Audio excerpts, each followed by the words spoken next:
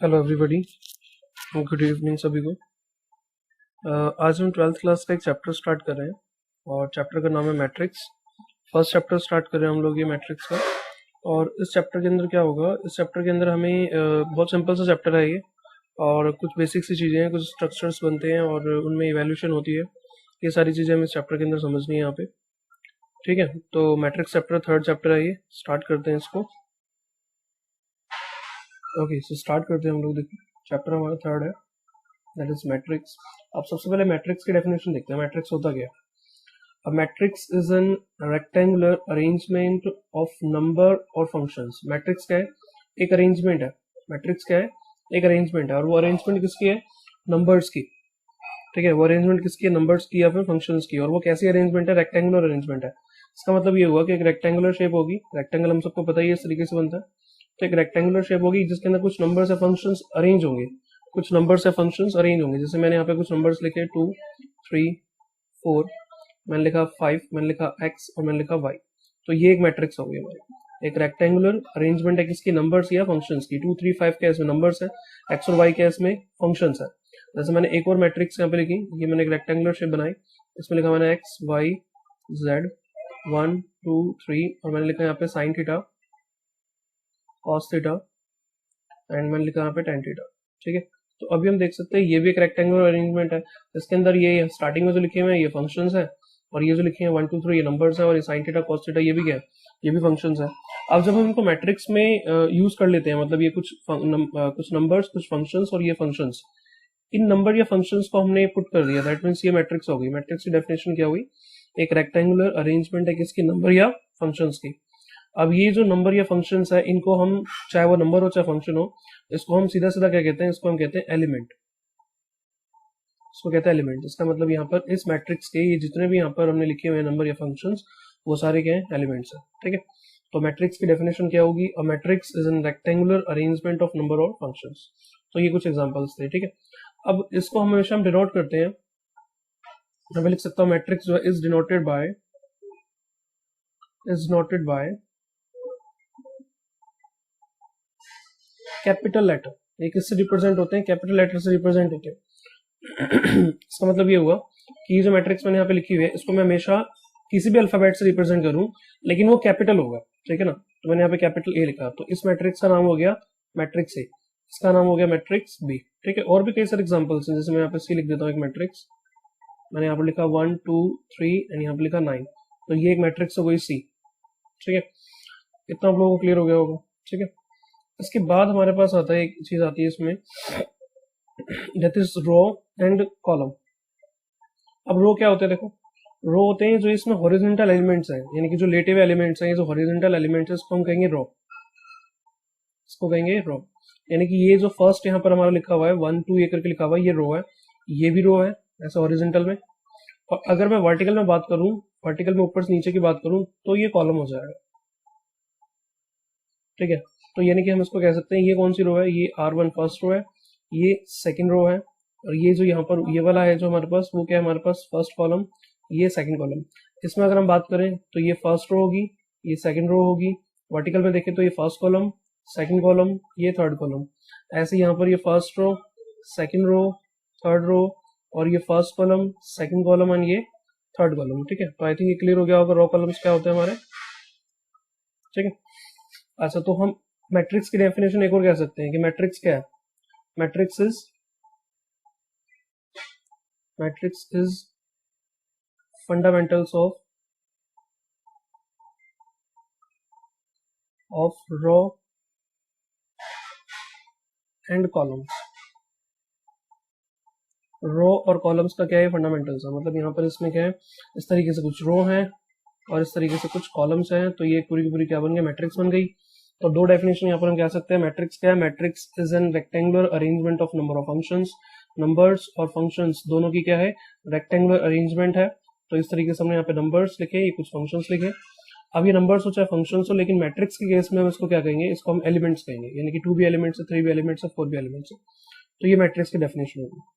अब मैट्रिक्स को रिप्रेजेंट करने के लिए उसके ऑर्डर काफी इंपॉर्टेंट है, उसका स्ट्रक्चर कैसा है वो हमें समझना है। तो अगर एक मैट्रिक्स ए है, for example, if a matrix A has m रोज, यानी कि उसमें कितनी रो है, m रो है, और उसमें कितने कॉलम्स हैं, n कॉलम्स हैं, तो उसका ऑर्डर जो होगा, ऑर्डर लिखा जाएगा m इंटू n। इसको हम रीड करते हैं m by n, but actual में ये है m इंटू n। ठीक है, तो ऑर्डर क्या होगा इसका, mn। तो अब देखो, जैसे यहाँ पर एक ए मैट्रिक्स है, इस ए मैट्रिक्स के अंदर रो कितनी है, 2 रो है इसमें, और कॉलम्स कितने हैं इसमें, 3 कॉलम्स है, तो इसका ऑर्डर क्या हो गया, 2 इंटू 3। ये इसका ऑर्डर हो गया। ध्यान रखो, जब हमें ऑर्डर निकालने हैं तो हमें इसको इवेल्युएट नहीं करना है, इसको मल्टीप्लाई नहीं करना, उसका रीजन मैं समझाऊंगा आपको अभी आगे। ठीक है, तो ये इसका हो गया 2 इंटू 3। दूसरी चीज ये इंपॉर्टेंट है कि जब भी हम मैट्रिक्स की बात करेंगे, उसका ऑर्डर करेंगे, तो m पहले होगा, n बाद में होगा, ये फिक्स है, मतलब पहले नंबर ऑफ रो होगा और बाद में नंबर ऑफ कॉलम्स होंगे, ये चीज फिक्स रहेगी इसके अंदर, इसको हम चेंज नहीं करेंगे। उसका रीजन भी मैं आपको अभी क्लियर करूंगा आगे। तो अभी आपको ऑर्डर ऑफ मैट्रिक्स क्लियर हो गया होगा कि ऑर्डर ऑफ मैट्रिक्स क्या है, नंबर ऑफ रो इंटू में नंबर ऑफ कॉलम्स। ठीक है, ये चीज बता दूं अभी मैं आगे। तो देखो, मैं कहना क्या चाह रहा था उसको हम आगे समझते हैं। जैसे मैंने एक मैट्रिक्स ले ली, फॉर एग्जाम्पल ए। इस ए मैट्रिक्स के अंदर मैंने यहाँ पर लिखा 1 2 3 4 5 एंड 6। तो इसके ऑर्डर कितने हुए, ऑर्डर ऑफ ए जो हमारा हो गया वो कितना होगा, हमें पता है इसमें रो कितनी है, इसमें रो है 1 2 रो है इसमें, कॉलम कितने हैं 3। अगर मैं इसको मल्टीप्लाई कर दूंगा तो 6 आएगा। तो ये 6 जो आएगा ना, ये नंबर ऑफ एलिमेंट्स आएंगे, ये आएगा हमारे पास नंबर ऑफ, ये आएगा हमारे पास नंबर ऑफ एलिमेंट।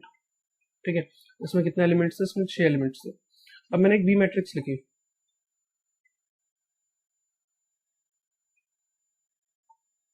अब अगर हम देखें तो इसका ऑर्डर क्या होगा, तो ऑर्डर ऑफ बी होगा हमारे पास, कितनी रो है इसके अंदर, 1 2 3 रो है इसके अंदर, कॉलम्स कितने हैं इसके अंदर, 2 है। अगर मैं इसको मल्टीप्लाई कर दूं कितना आएगा, 6 एलिमेंट्स आएंगे इसके अंदर। अब यहाँ पर हमें इस चीज को समझना है कि इस मैट्रिक्स में भी 6 एलिमेंट्स है, इस मैट्रिक्स में भी 6 एलिमेंट्स हैं, लेकिन दोनों का स्ट्रक्चर बिल्कुल डिफरेंस है, दोनों का स्ट्रक्चर बिल्कुल डिफरेंट है, मतलब ये ऐसे बन रही है और ये ऐसे बन रही है। ठीक है ना, तो यही इसके अंदर फैक्ट है यहाँ पे कि जब भी हम ऑर्डर लिखते हैं तो हम 2 इंटू 3 और 3 इंटू 2 को डिफरेंट मान रहे हैं, और इसलिए फिक्स है कि पहले नंबर ऑफ रो और फिर नंबर ऑफ कॉलम्स आएगा। अगर हम इसमें डिफरेंस नहीं समझेंगे कि पहले नंबर ऑफ रो बाद में नंबर ऑफ कॉलम, या पहले नंबर ऑफ कॉलम बाद में नंबर ऑफ रो, अगर हम इसको मिक्स कर देंगे तो मैट्रिक्स का स्ट्रक्चर नहीं पता कर सकते हम लोग। यहाँ पर 2 इंटू 3 का मतलब क्या है, 2 रो 3 कॉलम्स, और यहाँ पे 3 इंटू 2 का मतलब क्या है, 3 रो 2 कॉलम्स। अगर ये दोनों एक जैसे होंगे तो स्ट्रक्चर तो पता ही नहीं चलेगा, इसलिए इसको मल्टीप्लाई नहीं करते, इसको हम ऐसा का ऐसा ही छोड़ देते हैं। और अगर हम इवैल्यूएट मल्टीप्लाई कर भी देते हैं तो हमारे पास नंबर ऑफ एलिमेंट्स आएंगे। ठीक है, तो यानी कि ऑर्डर ऑफ मैट्रिक्स क्या होगा, m इंटू n। m का मतलब क्या, नंबर ऑफ रो, n का मतलब क्या, नंबर ऑफ कॉलम्स। ये मैट्रिक्स का ऑर्डर हो गया, और ऑर्डर क्या करेगा, उसका स्ट्रक्चर बताएगा कि वो किस तरीके का स्ट्रक्चर है उसका। ठीक है, आई थिंक यहाँ तक आप लोग समझ चुके होंगे। इसके बाद देखो, इसके बाद हम देख रहे हैं जनरल मैट्रिक्स।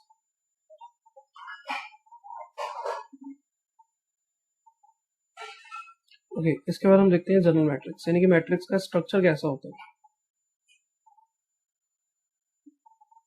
मान लो एक मैट्रिक्स है ए, कैपिटल लेटर मैट्रिक्स को रिप्रेजेंट करेंगे हम। ओके, मान लेते हैं उसके अंदर 3 रो है, R1 R2 R3, और 3 कॉलम्स है इसके अंदर, that is C1 C2 C3।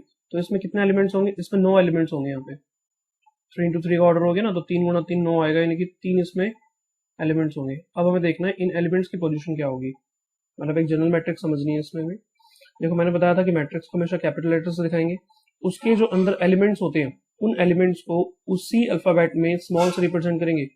यानी कि इस मैट्रिक्स के जो एलिमेंट्स होंगे उसको हम रिप्रेजेंट करेंगे ए, और उसके नीचे कुछ पोजीशंस होगी, यहाँ पे आई और यहाँ पे होगा जे। आई का मतलब है इसमें, आई का मतलब है इसमें रो, और जे का मतलब है इसमें कॉलम। ठीक है, इसको समझना। देखो, जैसे यहाँ पर ये फर्स्ट एलिमेंट है, फर्स्ट एलिमेंट अगर इसकी हम पोजीशन देखें तो उसकी पोजीशन क्या है, कौन सी रो पे है, फर्स्ट रो पे है।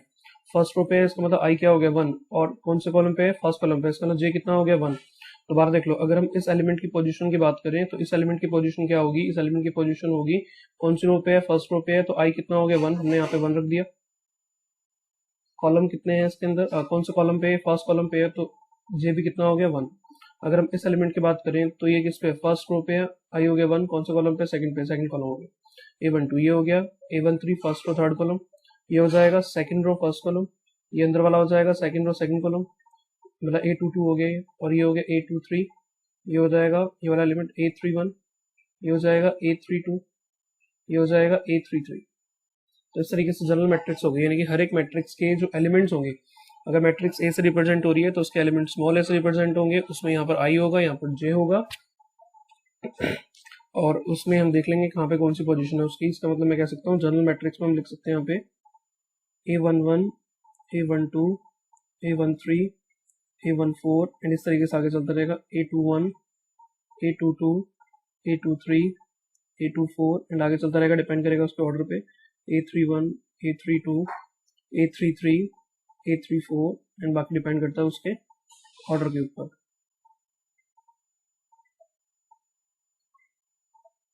ठीक है, तो यानी कि अगर हम यहाँ पे समझे तो इसके अंदर ये एलिमेंट जो था कौन सा, ये फर्स्ट रो पे आई, फर्स्ट कॉलम पे, इसका मतलब ये जो एलिमेंट है वो है A11, ये जो एलिमेंट है वो कौन सा है A12, ये जो एलिमेंट है वो कौन सा है A13, और ये जो एलिमेंट है कौन सा है A21 second row first column, ये जो है A22 second row second column, ये जो है A23 second row third column.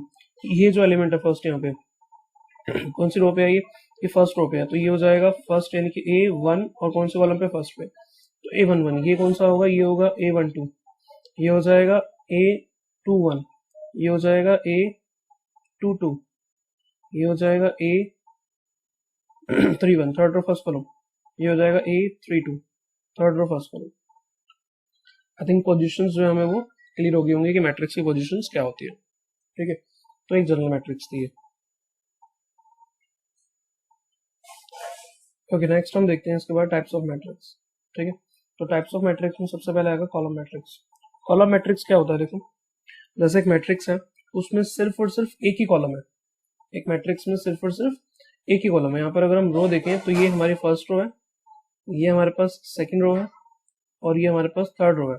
ठीक है, लेकिन कॉलम अगर देखें तो कॉलम सिर्फ एक ही है, दैट इज C1। तो अगर एक मैट्रिक्स के अंदर सिर्फ और सिर्फ एक ही कॉलम है तो उसको हम क्या कहेंगे, कॉलम मैट्रिक्स। तो यहाँ पर हम लिख सकते हैं कि अगर एक मैट्रिक्स बराबर ये है जिसमें m इंटू n ऑर्डर, मतलब रो तो कुछ भी हो सकती है बट कॉलम सिर्फ और सिर्फ एक ही होगा, जहाँ कॉलम सिर्फ और सिर्फ एक ही होगा वो क्या होगी, कॉलम मैट्रिक्स। ठीक है, इसके बाद सेकंड अगर हम देखें रो मैट्रिक्स, तो सेम इसका अपोजिट हो गया। अगर एक मैट्रिक्स के अंदर सिर्फ और सिर्फ एक रो है तो वो क्या होगी, रो मैट्रिक्स होगी। ठीक है ना, तो यहाँ पर देखो इसमें एक ए मैट्रिक्स हमने यहाँ पर लिखी हुई है, और इसमें हमारे पास कॉलम कितने हैं, एक सॉरी हमारे पास कॉलम कितने हैं, कॉलम 1 2 3 कॉलम है, लेकिन रो हमारे पास एक ही है, तो इसलिए क्या होगी, रो मैट्रिक्स होगी। और यहाँ पे हमने ऑर्डर लिख लिया इसके 1 इंटू एन, मतलब कि ये रो तो एक फिक्स है, कॉलम कुछ भी हो सकते हैं, 1 इंटू 2 हो सकता है, 1 इंटू 3 हो सकता है, 1 इंटू 4 हो सकता है, 1 इंटू 5 हो सकता है, कुछ भी हो सकता है, लेकिन रो एक ही रहेगी, तो अब उसको हम कहेंगे रो मैट्रिक्स। ठीक है, ओके, इसके बाद सेकंड है क्वाड्रेंट है square matrix. Next square matrix है। स्क्वायर मैट्रिक्स में क्या होता है, देखो नाम से पता चल रहा है, एक मैट्रिक्स जिसके अंदर सिर्फ और सिर्फ स्क्वायर की शेप बन रही हो, मतलब उसके अंदर क्या होगा, नंबर ऑफ रो और नंबर ऑफ कॉलम्स दोनों के दोनों क्या होंगे, इक्वल होंगे।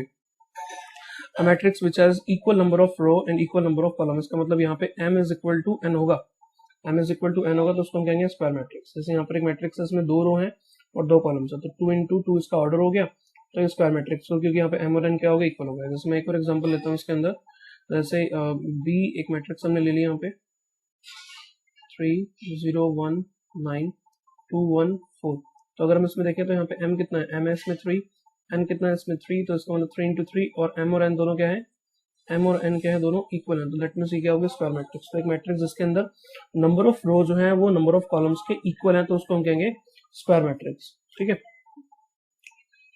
ओके, इसके बाद नेक्स्ट हमारे पास डायगोनल मैट्रिक्स। इंपॉर्टेंट है ये डायगोनल मैट्रिक्स। डायगोनल मैट्रिक्स क्या होती है, पहली बात तो डायगोनल मैट्रिक्स एक स्क्वायर मैट्रिक्स होगी, यानी कि इसमें जो भी मैट्रिक्स बनेगी जितने नंबर ऑफ रो होंगे उतने नंबर ऑफ कॉलम्स होंगे, इसके अंदर जितने नंबर ऑफ रो होंगे उतने नंबर ऑफ कॉलम होंगे, यानी कि m और n दोनों के दोनों इक्वल होंगे। कुछ एडिशनल चीजें और इसके अंदर यहाँ पे अप्लाई होंगी, वो एडिशनल चीजें क्या है उसको हमें समझना है। देखो एडिशनल चीजें क्या यहाँ पर हमें समझना है कि एक इसमें वर्ड यूज होगा यहाँ पे diagonal element, diagonal element. Diagonal elements क्या होते हैं, देखो जहां पर i और j इक्वल हो उसको हम कहते हैं डायगोनल एलिमेंट, और नॉन डायगोनल एलिमेंट्स कौन से होंगे,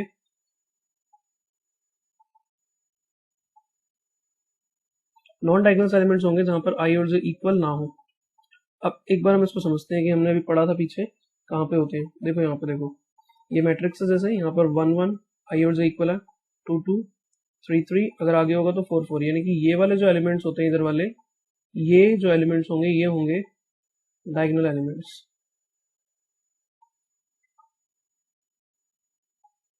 ठीक है, तो यानी कि जो ये वाले हमारे एलिमेंट्स होंगे वो क्या होंगे, वो होंगे डायगोनल एलिमेंट्स, लेकिन इधर वाले नहीं होंगे, क्योंकि डायगोनल एलिमेंट्स के लिए क्या कंडीशन है, जहां पर आई और जे इक्वल होगा, आई और जे सिर्फ और सिर्फ यहाँ पे इक्वल होते हैं, आई और जे सिर्फ और सिर्फ हमारे यहाँ पर इक्वल होंगे 1 1 2 2 3 3।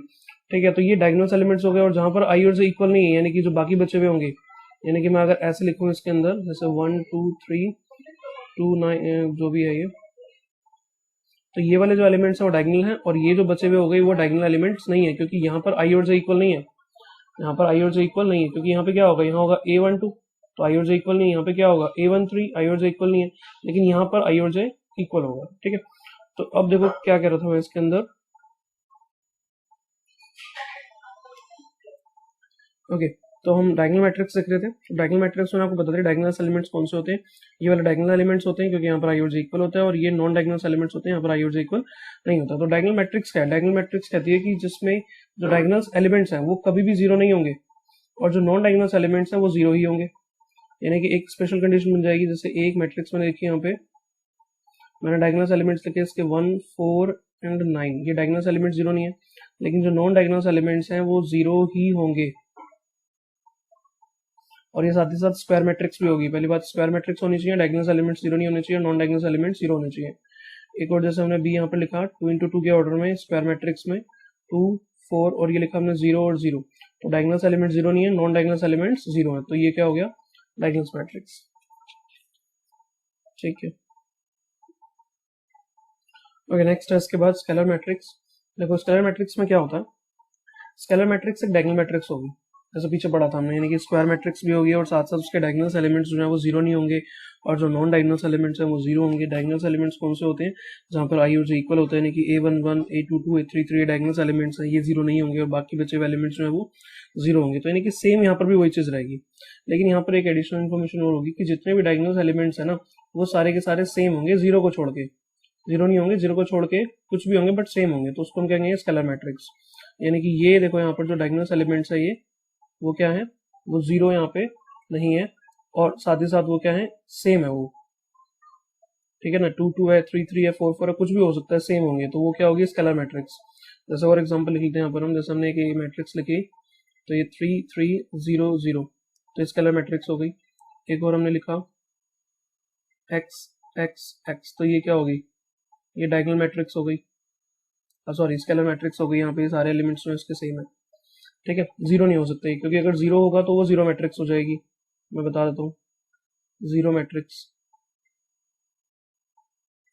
जीरो मैट्रिक्स में क्या होगा, एक मैट्रिक्स में सारे एलिमेंट्स क्या होंगे, जीरो हो जाएंगे, तो ये जीरो मैट्रिक्स हो गई। तो इसलिए स्केलर मैट्रिक्स में जीरो नहीं हो सकते, जीरो मैट्रिक्स को ओ से रिप्रेजेंट करते हैं स्पेशली, बाकी सब में कुछ भी रिप्रेजेंट कर सकते हैं, इसमें सिर्फ और सिर्फ ओ से रिप्रेजेंट करते हैं।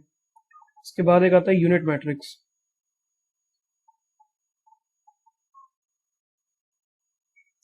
यूनिट मैट्रिक्स को ही आइडेंटिटी मैट्रिक्स भी कहते हैं।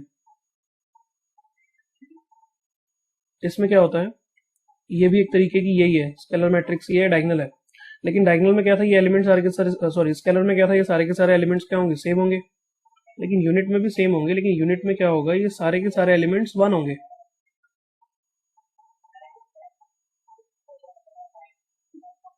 आपके माइंड में एक चीज आ रही होगी कि ये तो स्केलर हो गई, यस ये स्केलर ही है, लेकिन स्केलर में से इसको क्लासिफाइड कर दिया, स्केलर से इसको अलग कर दिया, यानी कि अगर सिर्फ और सिर्फ वन है तो यूनिट है, और वन के अलावा कुछ भी है और सेम है तो वो स्केलर है। अगर सिर्फ और सिर्फ वन है तो वो यूनिट है, और अगर वन के अलावा बाकी कुछ भी है और सेम है तो वो स्केलर है, और अगर ये सेम नहीं है तो फिर डायगोनल है। ठीक है ना, और स्पेशली यूनिट मैट्रिक्स को बाकी सबको आप ए से रिप्रेजेंट कर सकते हो, बी से कर सकते हो, एक्स से कर सकते हो, इसको स्पेशली आई से रिप्रेजेंट करते हैं, और यहाँ पर हम I3 लिख सकते हैं। I3 का मतलब है 3 into 3 की आइडेंटिटी मैट्रिक्स। हमने लिखा फॉर एग्जांपल I2, तो I2 का मतलब हो जाएगा 2 into 2 की आइडेंटिटी मैट्रिक्स, डायगोनल एलिमेंट्स 1 बाकी सब 0, ये यूनिट मैट्रिक्स हो गई। ओके नेक्स्ट देखते हैं इसके बाद हम जीरो मैट्रिक्स। मैंने बता दी था आपको जीरो मैट्रिक्स। जीरो मैट्रिक्स के बाद एक आता है इसमें equal matrix. Equal matrix, equal matrix में क्या होगा, दो मैट्रिक्स का ऑर्डर बिल्कुल सेम होगा, दो मैट्रिक्स का ऑर्डर बिल्कुल सेम होगा। अच्छा, मैट्रिक्स सिंगुलर फॉर्म में कहते हैं और एक मैट्रिसेस वर्ड भी यूज होता है, तो मैट्रिसेस प्लुरल हो गया, मैट्रिक्स का सिंगुलर हो गया, प्लुरल हो गया, तो इक्वल मैट्रिसेस यहाँ पर बेसिकली हम कहेंगे इसको। तो दो मैट्रिक्स अगर इक्वल है तो उसका मतलब क्या है, उनके जो कॉरस्पॉन्डिंग एलिमेंट्स है, मतलब A11 वाला A11 के इक्वल होगा, A12 वाला A12 के इक्वल होगा। तो जैसे फॉर एग्जांपल मैंने एक मैट्रिक्स लिखी यहाँ पे 1 2 3 0 1 4 और इसका मैंने नाम दे दिया यहाँ पे A, और एक मैट्रिक्स मैंने यहाँ पे B नाम दे दिया इसको, इसमें भी कितना 1 2 3 0 1 4। तो अभी क्या, अगर हम देखें तो दोनों मैट्रिक्स क्या इक्वल ही है, इनके कॉरस्पॉन्डिंग एलिमेंट्स बिल्कुल सेम है। ये A11 वाला A11 के बराबर है, A12 वाला A12 के बराबर है, A13 वाला A13 के इक्वल है, बिल्कुल सेम है, तो ये इक्वल मैट्रिक्स हो गया।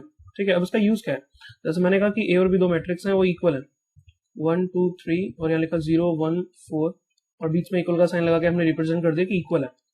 और हमसे कहा जाएगा कि what is the value of x and y, तो हम कह सकते हैं अगर दोनों मैट्रिक्स इक्वल है तो x की वैल्यू कितनी होगी 1 और y की वैल्यू कितनी होगी 4। ये आंसर हो गया। मतलब इस तरीके से क्वेश्चन छोटे छोटे इक्वल मैट्रिक्स पे होंगे। ओके, नेक्स्ट है इसके बाद हमारा ऑपरेशन ऑन मैट्रिसेस या ट्रीटमेंट ऑन मैट्रिसेस कह सकते हैं उसको।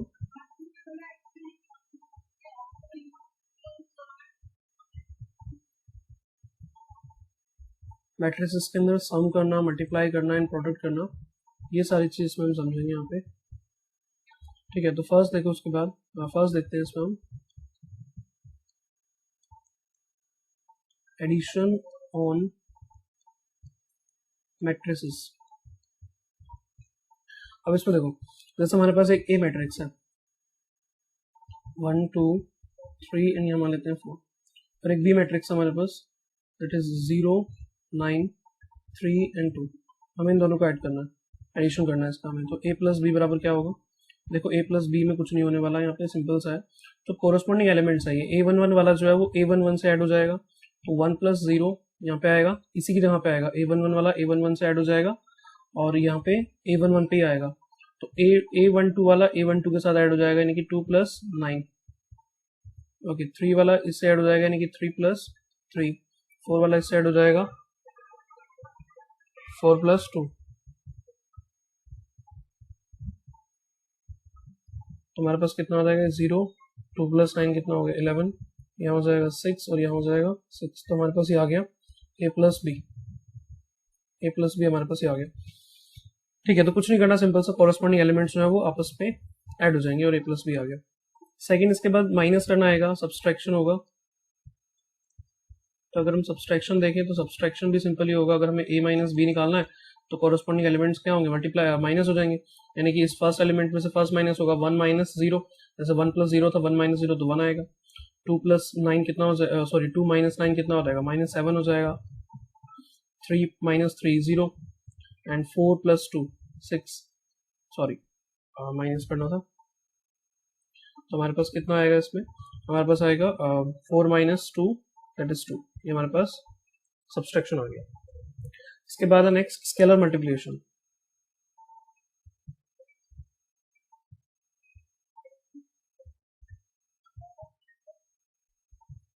स्केलर मल्टीप्लिकेशन यानी कि हमें मल्टीप्लाई तो करना है, लेकिन किससे करना है, स्केलर, यानी कि स्केलर किसी नंबर से करना है। 2 3 लैम्डा कह सकते हैं, 4 5 कुछ भी, एक नंबर से एक मैट्रिक्स को मल्टीप्लाई करना है। मैट्रिक्स को मैट्रिक्स से नहीं, नंबर को मैट्रिक्स से। जैसे फॉर एग्जांपल अगर एक ए मैट्रिक्स है हमारे पास है 2 3 2 1 और हमें इसको मल्टीप्लाई करना है किससे, 2 से, यानी कि हमें फाइंड करना है 2a, हमें फाइंड आउट करना है 2a। तो हमने क्या करा, इसको हमने इसको मल्टीप्लाई करा 2 से, यानी कि हमारे पास आएगा 2a। तो 2a का मतलब है 2 इंटू में a क्या मैट्रिक्स है 2 3 एंड 2 1। तो हम क्या करेंगे, इसके अंदर ये जो एलिमेंट है, ये जो 2 स्केलर नंबर है, ये अंदर सबसे मल्टीप्लाई होगा, इससे भी इधर भी होगा। तो बेसिकली हमारे पास कितना आएगा, हमारे पास आएगा जब मल्टीप्लाई करेंगे तो 4 6 4 एंड 2। तो बेसिकली हमारे पास 2a जो मैट्रिक्स थी वो आ गई, 2a is equal to 4 6 and 4 2। ये हमारे पास 2a हो गया। मतलब कुछ नहीं करना, नंबर को मैट्रिक्स से मल्टीप्लाई करना है, सारे एलिमेंट्स अंदर मल्टीप्लाई हो जाएंगे। ठीक है, इसके बाद क्या है, इसके बाद नेक्स्ट इंपॉर्टेंट है हमारा अब तक का जो हम पढ़ रहे हैं,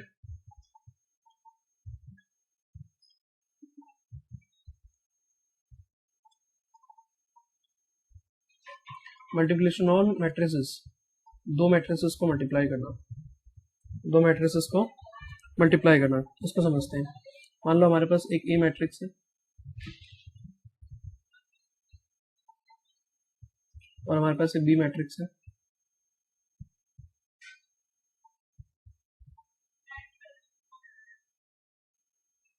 ये दो मैट्रिक्सेस हमारे पास है अभी,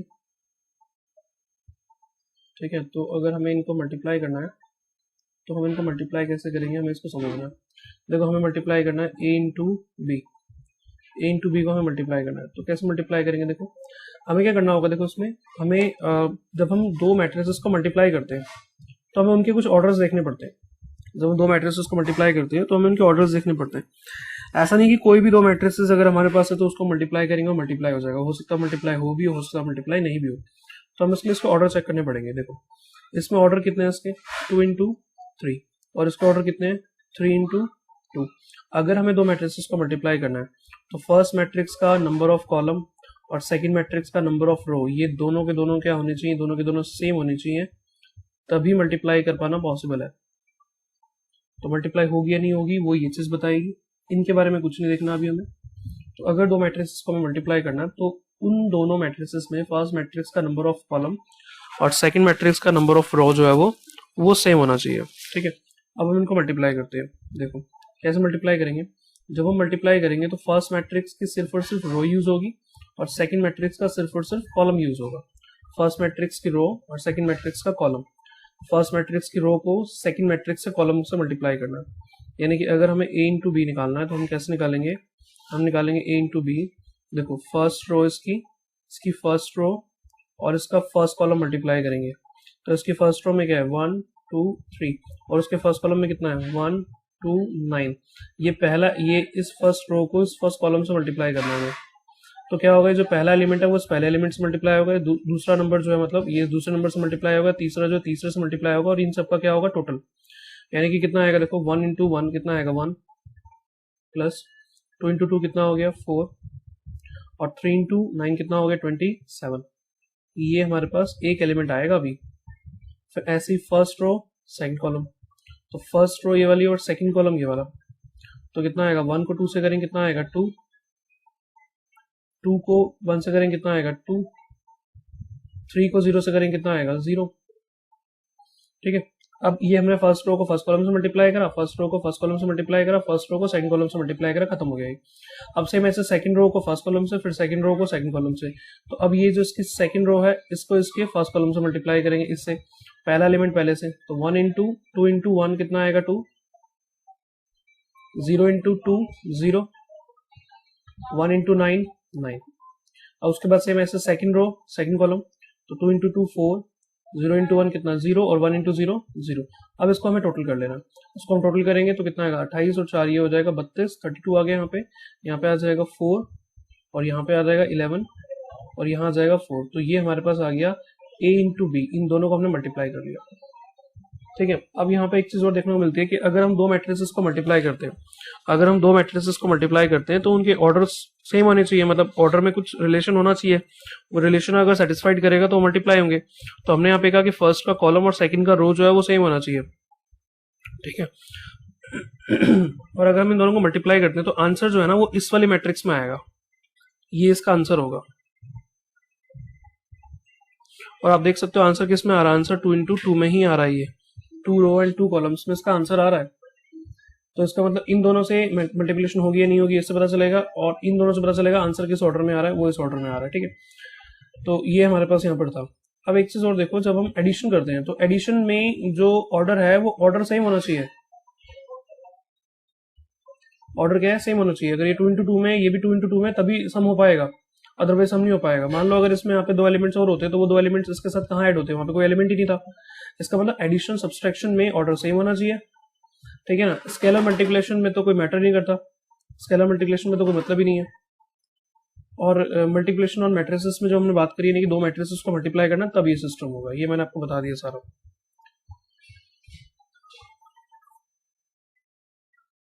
देखो इसके बाद हम एक्सरसाइज देखते हैं। एक्सरसाइज में 3.1 एक्सरसाइज 3.1 एक्सरसाइज का फर्स्ट क्वेश्चन सिंपल सा हम सारे अटेम्प्ट कर सकते हैं, अभी हमने समझ लिया। यहाँ पे सबसे पहले क्या रखा है इसमें 3.1 in the matrix A right the order of matrix. तो ऑर्डर ऑफ मैट्रिक्स क्या होंगे, इसमें कितनी रो है, इसमें 3 रो है, 4 कॉलम से। आप लोग खुद एक बार पहले आंसर करने की कोशिश करना। तो यहाँ पर हमारे पास 3 रो और 4 कॉलम्स, तो इसके ऑर्डर तो हो गए इसके ऑर्डर हो गए 3 इंटू 4, 3 रो 4 कॉलम। तो उसने कह रखा नंबर ऑफ एलिमेंट्स, तो नंबर ऑफ एलिमेंट्स को मल्टीप्लाई कर देंगे 12 आ जाएगा, तो ये सेकंड का आंसर हो गया। थर्ड अगर हम देखें उसने कह रखा राइट द एलिमेंट, ये एलिमेंट्स हमें लिखना है यहाँ पे कौन कौन से, A13 यानी कि फर्स्ट रो थर्ड कॉलम, तो A13 हो गया कितना 19। उसके बाद सेकंड कह रखा है इसमें A21, तो A21 क्या होगा second row first column 35। A33 यानी कि थर्ड रो थर्ड कॉलम, इसको हम डायरेक्टली भी कह सकते हैं 11 12 13 14 चलेंगे, यहाँ पे 21 22 23 24, यहाँ पे 31 32 33 तरीके से। तो A21 ये हो गया, A33 ये वाला हो जाएगा third row third column that is -5। उसके बाद सेकंड रो फोर्थ कॉलम, तो सेकंड रो फोर्थ कॉलम यानी कि 12 हो जाएगा इसके अंदर, तो A24 हो गया हमारे पास 12, ठीक है, पर ऐसे ही A23 हो जाएगा, ठीक है। तो ये आप लोग देख लेना इसमें। सेकंड इसमें क्या रखा है यहाँ पे, सेकंड क्वेश्चन में क्या रखा है कि अगर एक मैट्रिक्स के अंदर 24 एलिमेंट्स हैं, अगर एक मैट्रिक्स के अंदर 24 एलिमेंट्स हैं, तो उस केस के अंदर उस केस में उसके पॉसिबल ऑर्डर क्या हो सकते हैं, कुछ भी पॉसिबल ऑर्डर हो सकते हैं। अगर उसमें 24 एलिमेंट्स हैं तो 24 एलिमेंट्स इसका मतलब उसके ऑर्डर का प्रोडक्ट जो है वो 24 आना चाहिए मल्टीप्लाई करने पर।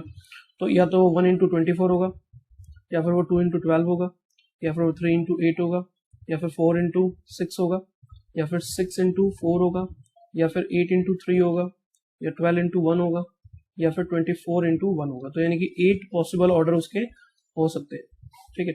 फिर वो सेम कह रहा है कि अगर उसमें 13 एलिमेंट्स होंगे तब क्या होगा, तो 1 इंटू 13 या 13 इंटू 1। ध्यान रखना 1 इंटू 24 और 24 इंटू 1 दोनों में फर्क है, क्योंकि इसमें एक रो है 24 कॉलम है, उसमें 24 रो एक कॉलम है। सेम ऐसे यहाँ पे तीसरा क्वेश्चन है, ठीक है। इसके बाद फोर्थ क्वेश्चन देखते हैं हम।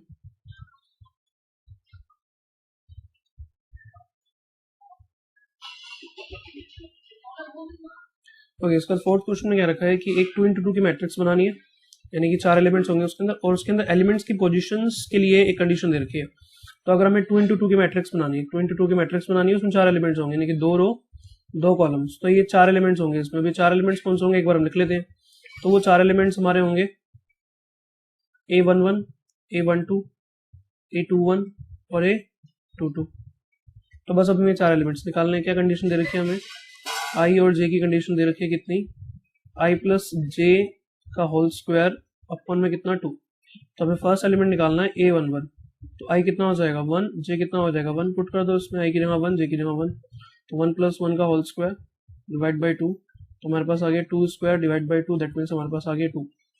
अच्छा, उसके बाद A12 चाहिए हमें, ये चारों एलिमेंट्स निकालने हमें। तो A12 में क्या होगा, यहाँ पे 1 यहाँ पे 2, तो 1 प्लस 2 का स्क्वायर 1 में 2, तो हमारे पास आ गया 9/2।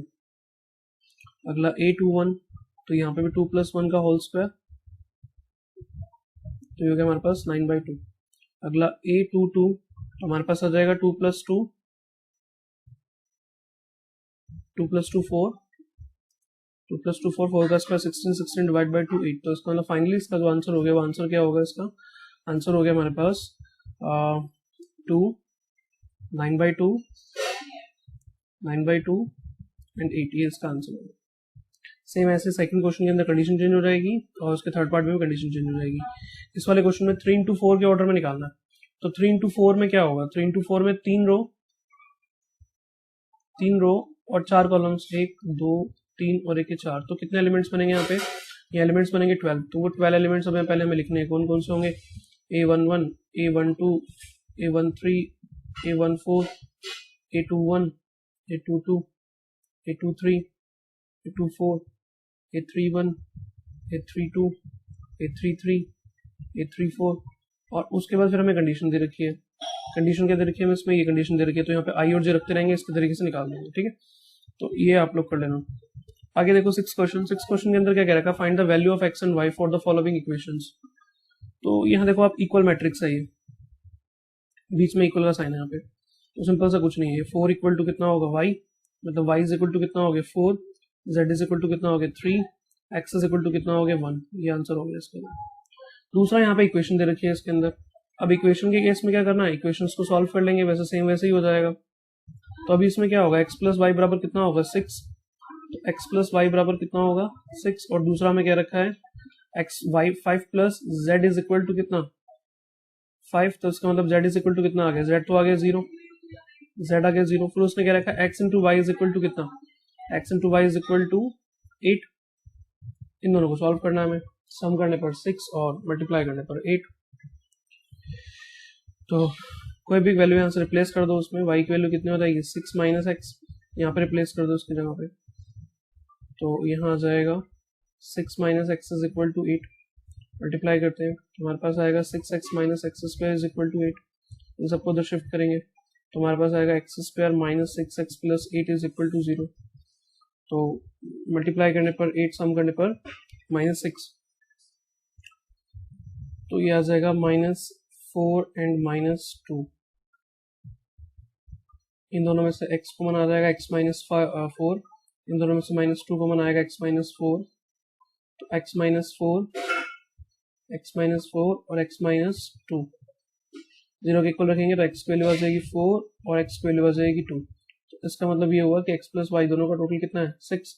तो अगर x 4 है तो y कितना हो जाएगा 2, और अगर x 2 है तो y कितना हो जाएगा 4। तो इसका मतलब 2 आंसर हो गए यहाँ पे 4 एंड 2, ठीक है ना।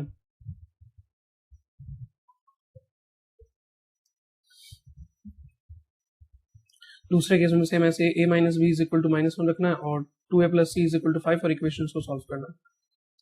नेक्स्ट क्वेश्चन देखते हैं 8th। इसके बाद 8th क्वेश्चन में क्या रखा है कि a जो एक मैट्रिक्स है वो क्या है, स्क्वायर मैट्रिक्स है। तो स्क्वायर मैट्रिक्स कब होती है, जब उसमें ऑर्डर सेम हो, तो ये सेकंड आंसर हो जाएगा, ठीक है।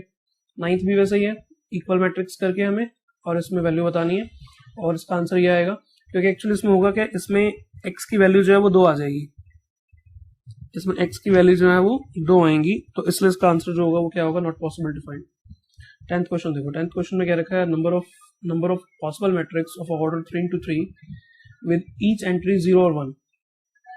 एक मैट्रिक्स में 3 into 3 के ऑर्डर में एक मैट्रिक्स है, उसमें हर एक एलिमेंट या तो 0 होगा या 1 होगा। तो ऐसी कितनी मैट्रिक्सेस बन सकती है, जैसे फॉर एग्जांपल एक मैट्रिक्स हमने बना ली 0 0 0 0 0 0, एक मैट्रिक्स की हो गई। फिर ऐसे 0 0 0 0 0 0 0 0 1, एक मैट्रिक्स की हो गई। या फिर 1 0 0 0 0, ऐसा करके 0 0 और 1 का यूज करके हमें बहुत सारी मैट्रिक्सेस बनानी है। वो कितनी बनेगी, तो इसमें आपको याद रखना है यहाँ पे कि इसके लिए हमें कंसेप्ट यूज करेंगे नंबर ऑफ एंट्री एलिमेंट की पावर में टोटल एलिमेंट्स या टोटल नंबर ऑफ पोजीशन। तो आप देखो यहाँ पे 2 एलिमेंट्स हैं, एंट्री एलिमेंट्स क्या है, 0 या 1 आ सकता है, तो 2 एलिमेंट्स हो गए। कितने प्लेसेस हैं इसके, 9 प्लेसेस हैं पोजीशंस के, तो 2 की पावर 9 यानी कि इसका आंसर हो गया 5 1 12, ठीक है। चलो आज का इतना बहुत है, बाकी नेक्स्ट क्लास में करेंगे इसको हम। आप इसको अच्छे से देख लेना, नोट कर लेना साथ साथ इसको।